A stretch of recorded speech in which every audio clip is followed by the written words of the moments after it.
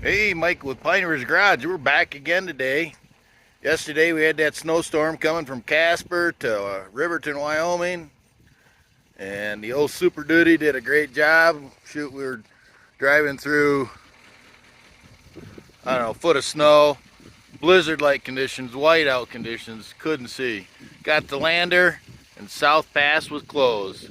So this morning we're crossing South Pass. It's open again, but we're in the middle of the pass and at a rest area, and look at it snow. But Super Duty's doing an awesome job pulling the 29-foot RC snowmobile trailer.